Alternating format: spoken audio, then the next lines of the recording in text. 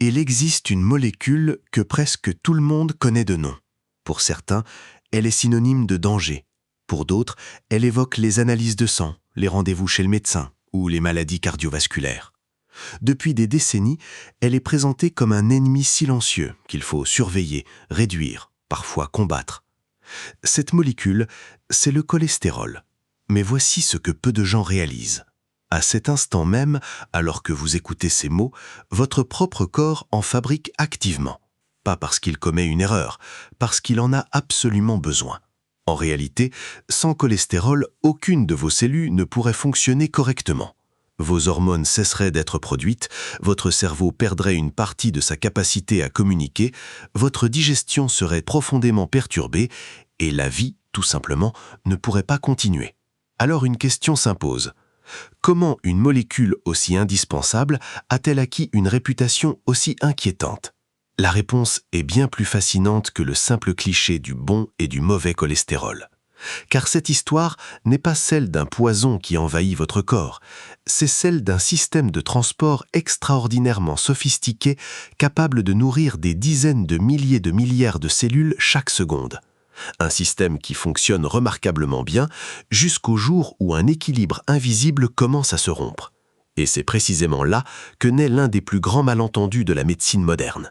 Au cours de ce documentaire, nous allons suivre le parcours d'une seule molécule de cholestérol, depuis sa naissance dans votre foie jusqu'à son voyage dans votre circulation sanguine, en passant par les missions essentielles qu'elle accomplit chaque jour et jusqu'au moment où, dans certaines circonstances, cet allié indispensable peut contribuer à l'apparition d'une maladie cardiovasculaire.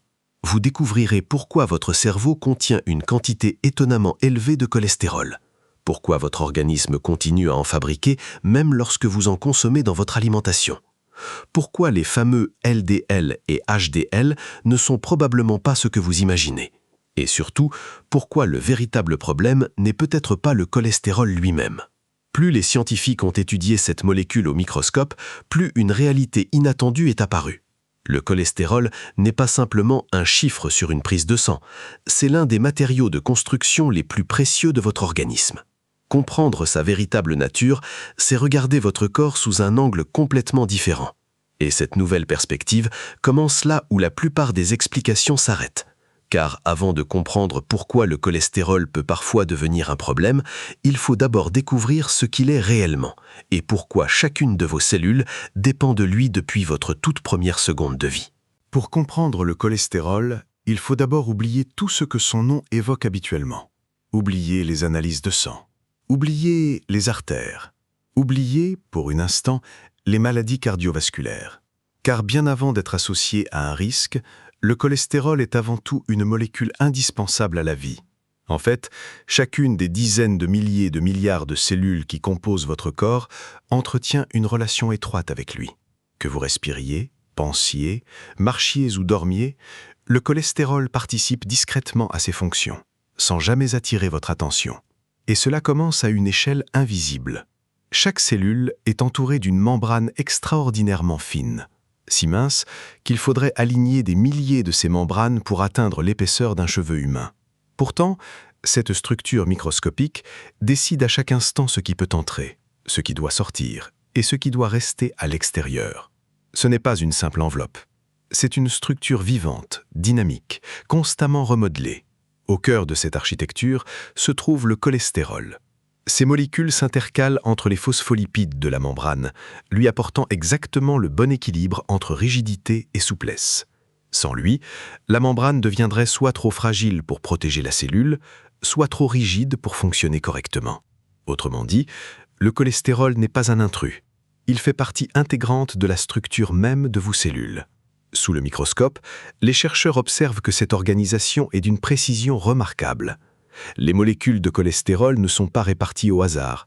Elles occupent des positions stratégiques qui influencent la fluidité de la membrane, le déplacement des protéines et la capacité des cellules à communiquer entre elles. Sans cette organisation, une multitude de processus biologiques ralentirait ou cesserait tout simplement. Et ce n'est que le début. Certaines protéines doivent traverser la membrane pour transmettre un signal nerveux. D'autres permettent aux nutriments d'entrer dans la cellule. D'autres encore expulsent les déchets produits par le métabolisme. Toutes dépendent, directement ou indirectement, des propriétés physiques que le cholestérol confère à cette membrane. Chaque seconde, votre organisme renouvelle une partie de ses structures. Les cellules vieillissent, se divisent, se réparent. Le cholestérol est continuellement réutilisé, redistribué et intégré dans de nouvelles membranes. C'est un matériau de construction en mouvement permanent. Voilà pourquoi votre organisme ne peut pas simplement attendre que vous en mangiez. Il en fabrique lui-même et il le fait en permanence. Environ 70 à 80% du cholestérol présent dans votre organisme est produit naturellement, principalement par le foie, mais aussi par l'intestin, les glandes surrénales et d'autres tissus. Même si votre alimentation n'en contenait pratiquement pas, votre organisme continuerait en fabriquer, car il ne peut pas se permettre d'en manquer. Cette capacité de fabrication est l'un des exemples les plus impressionnants de l'autorégulation biologique. Lorsque les apports alimentaires augmentent, le foie réduit généralement sa propre production. Lorsque les apports diminuent, il l'augmente.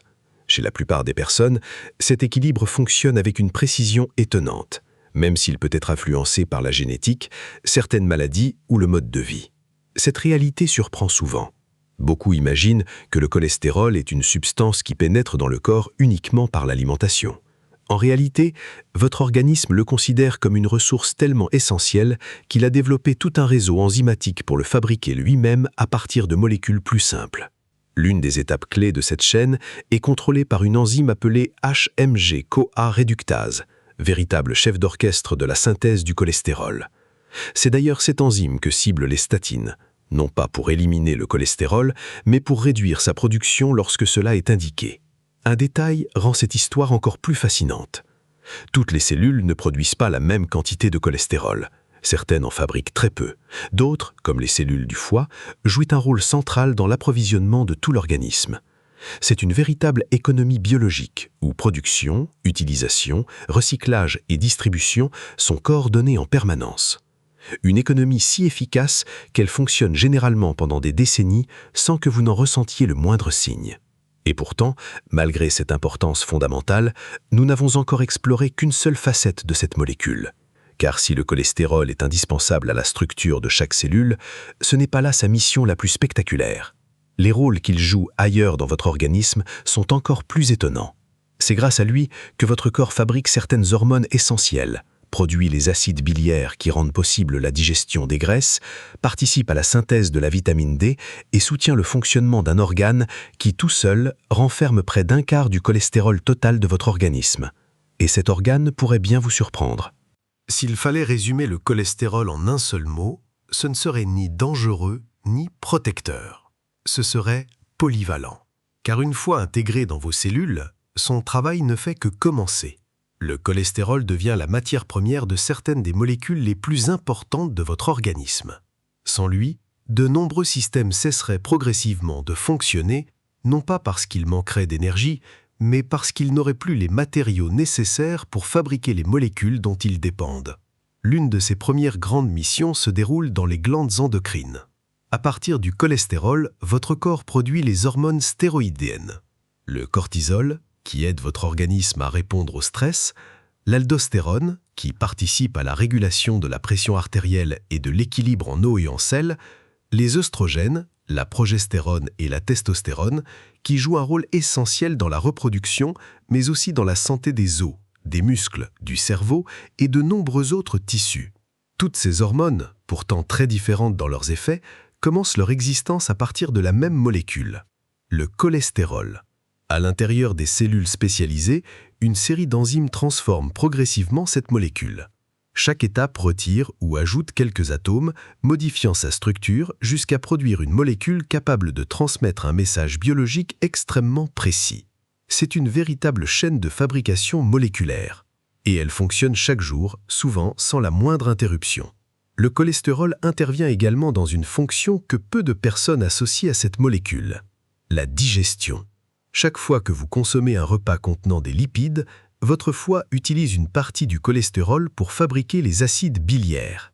Ces substances sont ensuite stockées dans la vésicule biliaire avant d'être libérées dans l'intestin lorsque les aliments arrivent. Leur rôle est remarquable. Les graisses alimentaires ont naturellement tendance à se regrouper en grosses gouttelettes difficiles à digérer. Les acides biliaires les fragmentent en milliers de minuscules particules, augmentant considérablement leur surface de contact avec les enzymes digestives. Sans ce processus, une grande partie des lipides, ainsi que les vitamines A, D, E et K, seraient beaucoup moins bien absorbées. Fait étonnant, une grande partie de ces acides biliaires est ensuite récupérée dans l'intestin et renvoyée vers le foie pour être réutilisée. Votre organisme recycle ainsi efficacement une ressource précieuse, limitant le gaspillage énergétique. Mais l'une des destinations les plus fascinantes du cholestérol se trouve dans un organe qui représente à peine environ 2% de votre poids corporel. Votre cerveau. Près d'un quart du cholestérol total de votre organisme s'y trouve. Cette proportion paraît immense, et elle s'explique par une réalité biologique extraordinaire. Le cerveau est un réseau de près de 86 milliards de neurones qui échangent en permanence des signaux électriques et chimiques. Pour fonctionner correctement, ces cellules doivent maintenir des membranes d'une stabilité exceptionnelle. Le cholestérol y contribue en permanence. Il participe également à la formation de la myéline, cette gaine lipidique qui entoure de nombreux axones et accélère la transmission des impulsions électriques. Sans une myéline de bonne qualité, les messages électriques circuleraient beaucoup plus lentement, perturbant le mouvement, la perception, la mémoire et bien d'autres fonctions. Et voici un détail qui surprend souvent. Le cholestérol du cerveau ne provient pratiquement pas de votre alimentation. La barrière hémato-encéphalique, qui protège le système nerveux central, empêche la majeure partie du cholestérol circulant d'y pénétrer. Le cerveau fabrique donc lui-même la quasi-totalité du cholestérol dont il a besoin. Autrement dit, votre foie et votre cerveau gèrent chacun leur propre économie du cholestérol. Deux systèmes presque indépendants. Deux stratégies biologiques adaptées à des besoins différents. Cette découverte a profondément changé la manière dont les scientifiques perçoivent cette molécule. Elle n'est pas simplement transportée dans le sang, elle est produite localement là où elle est indispensable. Et cette logique se retrouve dans d'autres tissus du corps. La peau, par exemple, utilise un dérivé du cholestérol comme point de départ pour la synthèse de la vitamine D lorsque les rayons ultraviolets du soleil atteignent sa surface. Sans cette étape, votre organisme ne pourrait pas produire efficacement cette vitamine essentielle au métabolisme osseux, au fonctionnement musculaire et à plusieurs aspects de la réponse immunitaire. À ce stade, une conclusion devient difficile à ignorer. Le cholestérol n'est pas une molécule accessoire. Il est un matériau de construction, un précurseur hormonal, un acteur majeur de la digestion, un élément indispensable au cerveau. Et pourtant, malgré toutes ces fonctions vitales, il reste associé au risque cardiovasculaire. Comment est-ce possible? La réponse réside dans une confusion qui dure depuis des décennies. Nous parlons souvent du bon et du mauvais cholestérol. Mais en réalité, il n'existe qu'une seule molécule de cholestérol. Ce qui change, ce ne sont pas ses propriétés, c'est la façon dont elle voyage à travers votre organisme. Et cette différence va complètement transformer votre compréhension de ce que signifient réellement les LDL et les HDL. À ce stade, une question devient inévitable. Si le cholestérol est indispensable à presque toutes les cellules de votre corps, comment parvient-il à voyager d'un organe à l'autre? La réponse commence par une propriété étonnante. Le cholestérol déteste l'eau. Or, votre sang est composé en grande partie d'eau. Autrement dit, une molécule de cholestérol ne peut pas simplement flotter librement dans votre circulation sanguine. Elle risquerait de s'agglutiner, incapable d'atteindre les tissus qui en ont besoin. Votre organisme a donc imaginé une solution d'une élégante simplicité. Il a construit des véhicules de transport. Ces véhicules sont les lipoprotéines. Et c'est ici que l'un des plus grands malentendus de la médecine moderne prend naissance. Contrairement à une idée très répandue, les LDL et les HDL ne sont pas deux types différents de cholestérol. Ils transportent exactement la même molécule. Ce qui les distingue, c'est leur mission. Imaginez un immense réseau logistique où des camions quittent un entrepôt central, livrent leur cargaison à de milliers de destinations, puis d'autres véhicules récupèrent ce qui reste pour le ramener au point de départ. Le cholestérol est la cargaison. Les lipoprotéines sont les véhicules. Ce détail change complètement la façon de comprendre vos résultats d'analyse. Tout commence dans le foie. Chaque jour, il fabrique du cholestérol, mais aussi des triglycérides, deux substances essentielles qui doivent être distribuées dans tout l'organisme. Pour accomplir cette tâche, il assemble de grosses particules appelées VLDL pour Very Low Density Lipoproteins.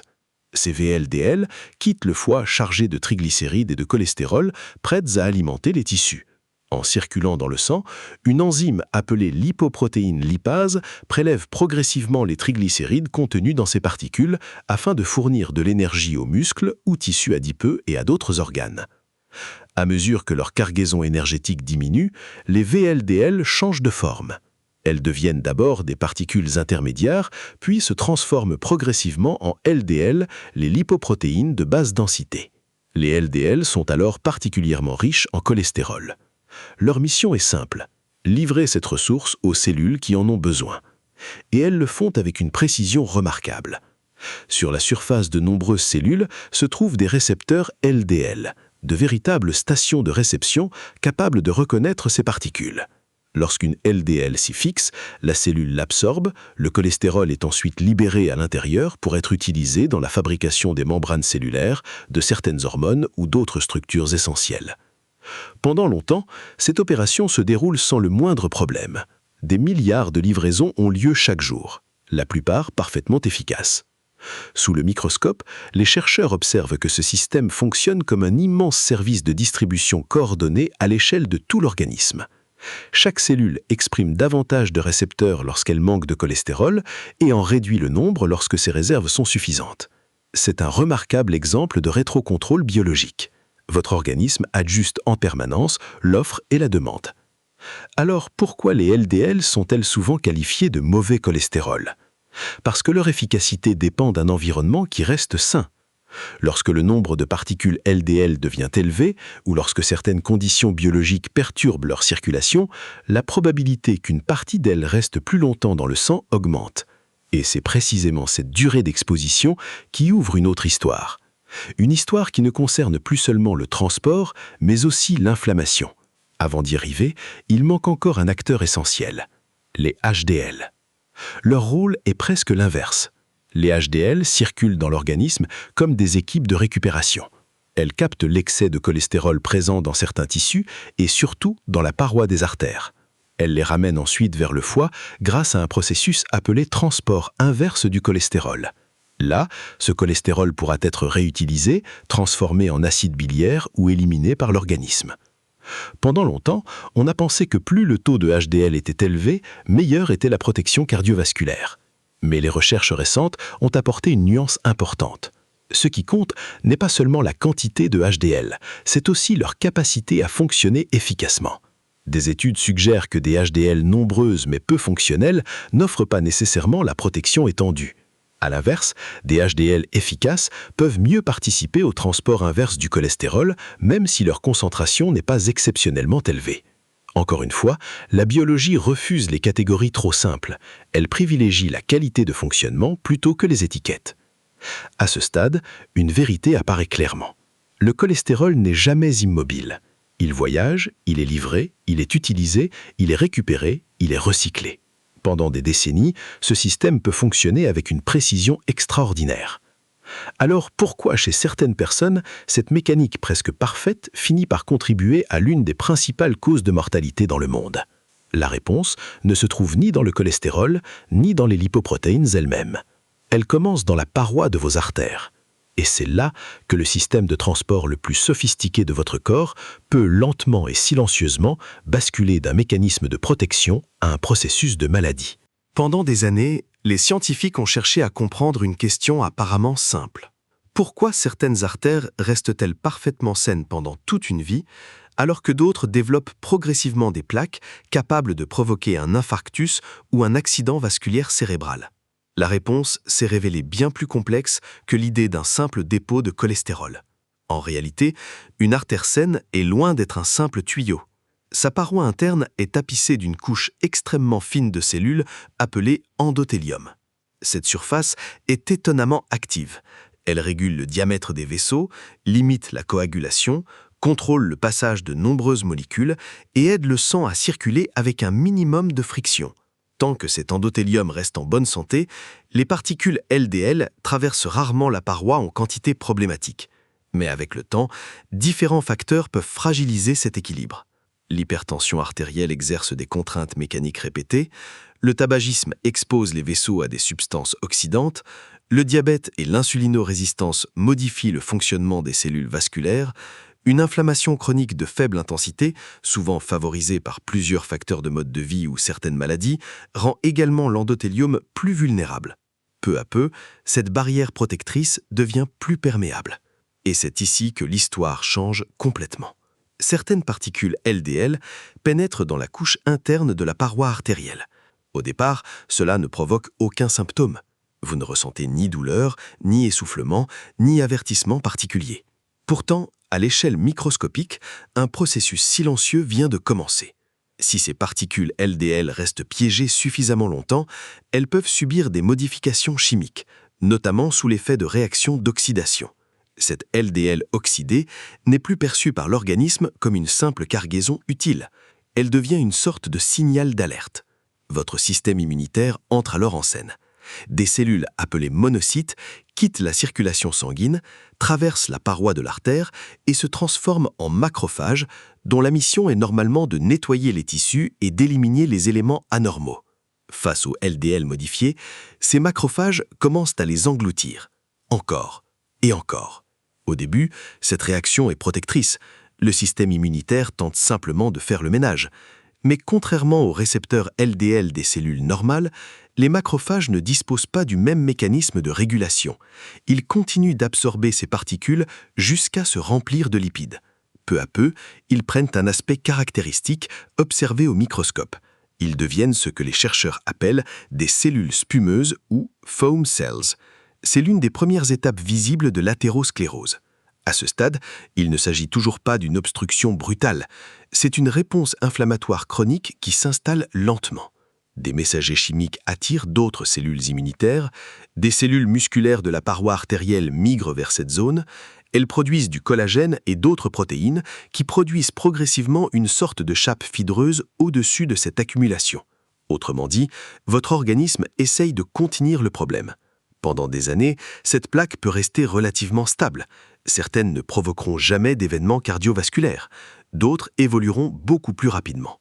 Donc, ce n'est pas uniquement la taille de la plaque qui compte. Sa composition et sa stabilité sont tout aussi importantes. C'est ici qu'une autre idée largement répandue mérite d'être nuancée. On imagine souvent qu'un infarctus survient parce qu'une artère se bouche lentement jusqu'à se fermer complètement. La réalité est souvent différente. Dans beaucoup de cas, le danger apparaît lorsqu'une plaque instable se fissure ou se rompt. Le contenu inflammatoire de la plaque est alors exposé directement au sang. Le système de coagulation réagit immédiatement. Un caillot peut se former en quelques minutes et bloquer brutalement le flux sanguin. Si cela se produit dans une artère du cœur, une partie du muscle cardiaque est soudainement privée d'oxygène. Si cela survient dans une artère cérébrale, certaines régions du cerveau cessent d'être alimentées. L'événement paraît soudain, mais le processus biologique qui l'a rendu possible s'est développé souvent pendant des années, parfois même des décennies. Cette compréhension a profondément transformé la cardiologie moderne. Le véritable ennemi n'est pas une simple présence de cholestérol, c'est la combinaison entre des particules lipidiques, une paroi artérielle fragilisée, une inflammation persistante et une réponse immunitaire qui, malgré ses bonnes intentions, finit par entretenir le problème. En d'autres termes, le cholestérol n'agit jamais tout seul. Il évolue dans un environnement biologique, et c'est cet environnement qui influence largement son impact sur votre santé. Cette distinction est essentielle, car elle change complètement la manière d'aborder la prévention. Au lieu de considérer le cholestérol comme un adversaire à éliminer, la science moderne cherche à préserver l'équilibre de tout le système, améliorer le fonctionnement des artères, réduire l'inflammation lorsque cela est possible, favoriser une bonne santé métabolique et, lorsque le risque cardiovasculaire est élevé, utiliser des traitements qui diminuent la quantité de particules LDL circulantes afin de réduire la probabilité qu'elles restent piégées dans la paroi des artères. Le véritable objectif n'est donc pas de déclarer la guerre au cholestérol, c'est de permettre à ce remarquable système de transport de continuer à accomplir son travail sans que les conditions biologiques ne le transforment progressivement en facteur de risque. Et cette compréhension mène naturellement à la dernière grande question. Si le cholestérol est si essentiel, et si tout dépend de l'équilibre de ce système, comment pouvons-nous réellement travailler avec notre biologie plutôt que contre elle ? Après tout ce que nous avons découvert, une conclusion s'impose. Le cholestérol n'est ni le héros ni l'ennemi. C'est une ressource biologique essentielle dont les effets dépendent du contexte dans lequel elle circule. Pendant longtemps, le discours public a donné l'impression qu'il suffisait de faire baisser un chiffre sur une prise de sang pour résoudre le problème. La réalité est plus nuancée. Les médecins ne s'intéressaient pas uniquement à votre taux de cholestérol, ils évaluent votre risque cardiovasculaire global, votre âge, votre tension artérielle, votre glycémie, vos antécédents familiaux, le tabagisme, certaines maladies chroniques et, bien sûr, vos différents paramètres lipidiques. Deux personnes ayant un taux de LDL similaire peuvent avoir des niveaux de risque très différents, parce que le cholestérol ne raconte jamais toute l'histoire à lui seul. La bonne nouvelle, c'est que beaucoup de mécanismes que nous avons explorés peuvent être influencés, parfois de façon significative, par les habitudes de vie. L'activité physique en est un excellent exemple. Lorsque vos muscles se contractent régulièrement, ils augmentent leur demande énergétique. Votre organisme améliore progressivement la gestion des lipides et des sucres dans le sang. L'activité physique favorise également une meilleure sensibilité à l'insuline, soutient le fonctionnement des vaisseaux sanguins et peut contribuer à améliorer le transport inverse du cholestérol assuré par les HDL. Ce n'est pas un effet spectaculaire du jour au lendemain, c'est une adaptation progressive. Votre biologie apprend à devenir plus efficace. L'alimentation fonctionne selon la même logique. Pendant des années, l'attention s'est presque exclusivement portée sur le cholestérol contenu dans les aliments. Aujourd'hui, les recherches montrent que, chez la majorité des personnes, les graisses saturées, les graisses trans-industrielles, l'excès de calories, la qualité globale de l'alimentation et la santé métabolique influencent souvent davantage le profil lipidique que la seule quantité de cholestérol consommée. Cela ne signifie pas que tous les aliments ont le même effet. Certaines personnes, en particulier celles présentant des prédispositions génétiques, répondent plus fortement au cholestérol alimentaire que d'autres. Mais pour la plupart des individus, le tableau est bien plus complexe qu'une simple liste d'aliments autorisés ou interdits. L'objectif n'est pas de craindre chaque repas, il est de créer, jour après jour, un environnement biologique plus favorable. Le sommeil joue lui aussi un rôle souvent sous-estimé. Pendant la nuit, l'organisme coordonne de nombreux processus de réparation et de régulation hormonale. Un sommeil insuffisant ou chroniquement disturbé est associé à des modifications du métabolisme, de l'appétit, de la sensibilité à l'insuline et de certains marqueurs inflammatoires. Autrement dit, votre santé cardiovasculaire ne se construit pas uniquement dans votre assiette, elle se construit aussi pendant votre sommeil. Le tabagisme représente un autre facteur majeur. Les substances contenues dans la fumée de cigarettes favorisent le stress oxydatif et altèrent le fonctionnement de l'endothélium. Elles créent précisément l'environnement dans lequel les particules LDL ont davantage de chances d'être retenues et modifiées dans la paroi artérielle. C'est pourquoi arrêter de fumer produit des bénéfices qui dépassent largement la seule fonction respiratoire. Les artères elles-mêmes commencent progressivement à retrouver un fonctionnement plus sain. Et puis, il y a la génétique. Certaines personnes héritent de variantes qui rendent leur organisme moins efficace pour éliminer les LDL de la circulation. C'est le cas par exemple de l'hypercholestérolémie familiale, une maladie génétique qui expose à des taux de LDL très élevés dès le plus jeune âge.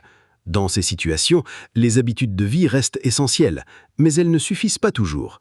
Les traitements médicamenteux peuvent alors jouer un rôle déterminant en réduisant le nombre de particules LDL circulant et avec elles le risque d'événements cardiovasculaires.